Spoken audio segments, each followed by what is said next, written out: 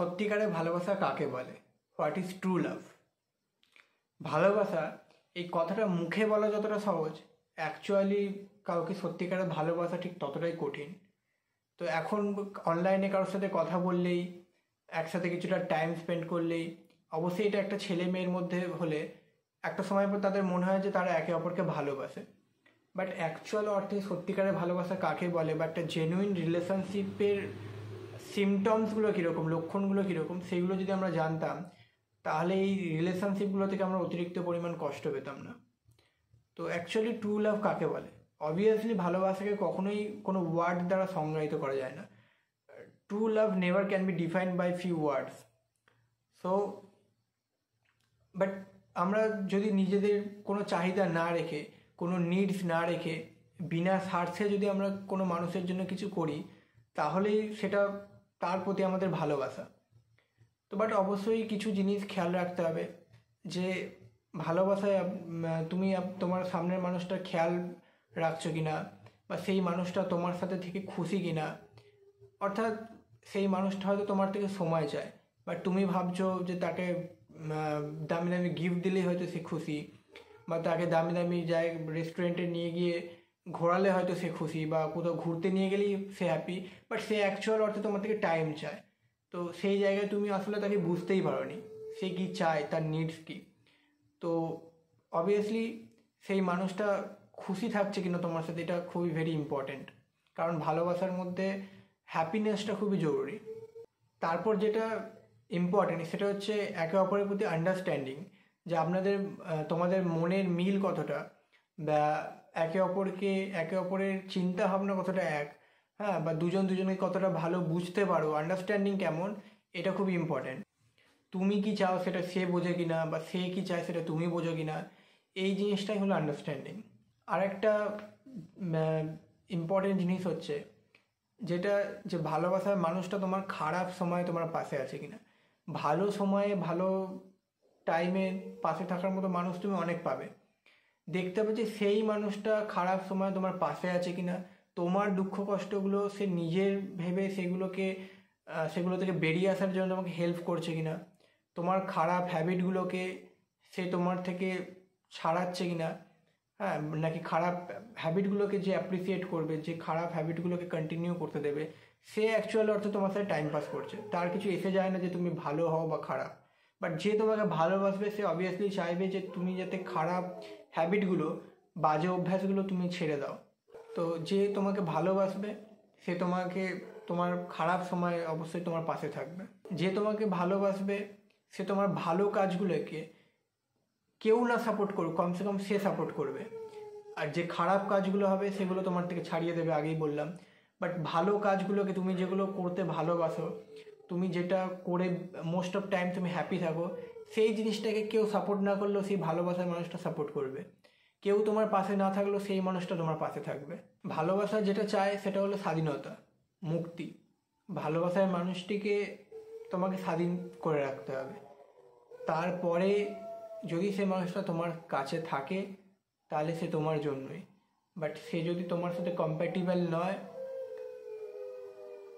তাহলে হয়তো সেই মানুষটা তোমার জন্য নয়। ভালোবাসার মধ্যে অবশ্যই রেসপেক্ট থাকে। দেখতে হবে যে সেই সামনের মানুষটা তোমাকে রেসপেক্ট করছে কিনা, এবং তুমি সামনের মানুষটাকে রেসপেক্ট করছো কিনা।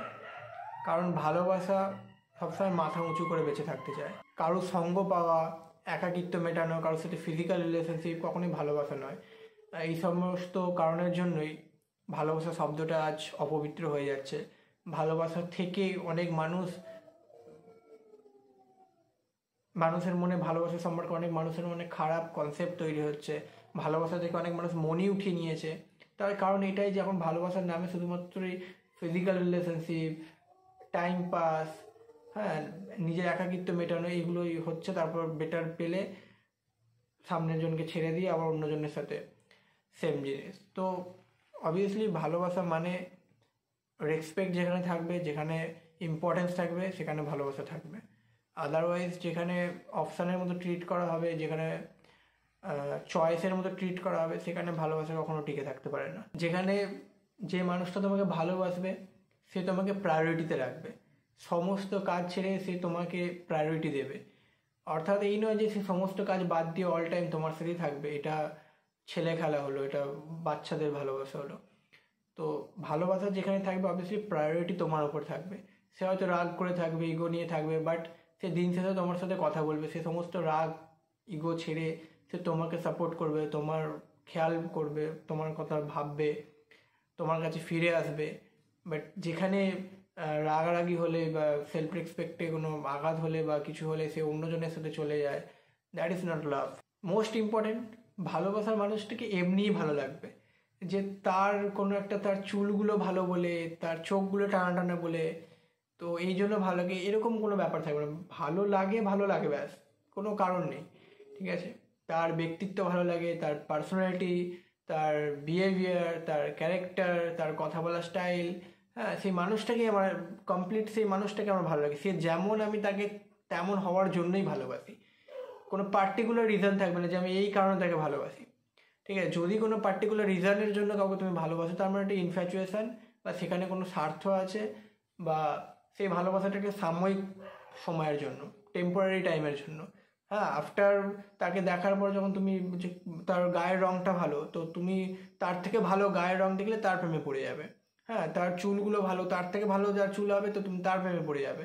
সো ভালোবাসা মন থেকে তৈরি হয়, সেখানে একটা মনের টান থাকবে, কোনো জিনিসের প্রতি কোনো অ্যাট্রাকশন থাকবে না।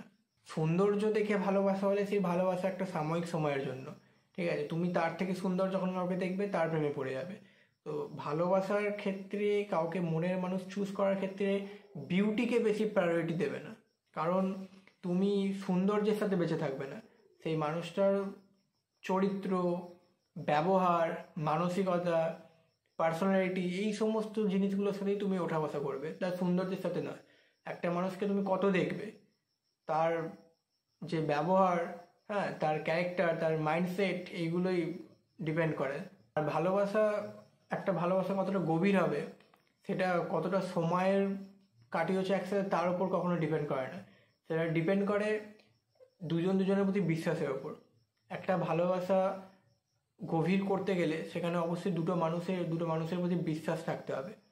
Loyalty is very expensive in today. তো I think it is very important things in a relationship that you should be loyal to each other. রিলেশনশিপে খারাপ সময় অনেক আসবে, আর এই খারাপ সময় তোমাকে মানুষ চেনাতে শেখাবে। তোমার খারাপ সময় হয়তো তোমাকে সবাই ছেড়ে চলে যাবে, কেউ তোমাকে সাপোর্ট করবে না, কিন্তু যে ভালোবাসবে সে তোমার খারাপ সময় সবসময় তোমার পাশে থাকবে। সে তোমাকে আরও এনার্জি দেবে, যে সামনে যে বিপদটা আসছে বা যে প্রবলেমটা আসছে সেটাকে সলভ করার জন্য, সেটাকে ওভারকাম করার জন্য সে তোমাকে আরও এনার্জি সাপ্লাই দেবে। যে মানুষটা তোমাকে ভালোবাসবে সে অবভিয়াসলি তোমার খারাপ সময় তোমার পাশে থাকবে। এই জিনিসটা খুবই ইম্পর্টেন্ট। যে মানুষটার জন্য তুমি কষ্ট পাচ্ছ, যে মানুষটার জন্য তুমি প্রায় দিনই তোমার মুড অফ থাকছে, সেই মানুষটা তোমার জন্য সুইটেবল নয়। সত্যিকারের ভালোবাসার উদাহরণ হলো মা বাবার ভালোবাসা। তুমি না খেয়ে চলে আসো, বাড়িতে ঝগড়া করে চলে আসো, বেরিয়ে যাও, তোমাকে হাজারবার ফোন করবে, তুমি খাবার ফেলে দিলেও আবার নতুন খাবার দেবে, হ্যাঁ, সে তোমাকে জোর করবে খেয়ে নেওয়ার জন্য। কোনো সময় তারা বাবা মা কখনো রেগে যাবে না। তো অ্যাকচুয়ালি সত্যিকারের ভালোবাসা হলো মা বাবার ভালোবাসা। যদি অ্যাকচুয়ালি ভালোবাসাকে রিলেট করার হয় যে সত্যিকারের ভালোবাসা কি, একবার চোখ বন্ধ করে ইমাজিন করে নাও যে আমার মা বাবা আমাকে কেমন ভালোবাসে, তাহলে বুঝে যাবে যে সত্যিকারের ভালোবাসা কাকে বলে বা কীরকম হয়। লাস্টে একবার সামারাইজ করে দিই যে সত্যিকারের ভালোবাসায় একে অপরের প্রতি আন্ডারস্ট্যান্ডিং থাকে, ঠিক আছে? একে অপরের প্রতি আন্ডারস্ট্যান্ডিং থাকবে, যে দুজনকে কতটা বোঝো, সাপোর্টিভ হবে, কেউ না সাপোর্ট করলেও সে কমসে কম সাপোর্ট করবে, খারাপ সময়ে পাশে থাকবে, বিশ্বাস থাকবে তোমার প্রতি। যে মানুষটা ভালোবাসবে তোমাকে অবশ্যই মিস করবে সে। আর যে মানুষটা তোমাকে ভালোবাসবে সে তোমার খারাপ সময় পাশে থাকবে। আর অবশ্যই খেয়াল রাখবে যে একটা রিলেশনশিপের মধ্যে তুমি হ্যাপি আছো কিনা, তুমি সুখে আছো কিনা। যদি দিনের পর দিন ঝগড়াই হয়, দিনের পর দিন যদি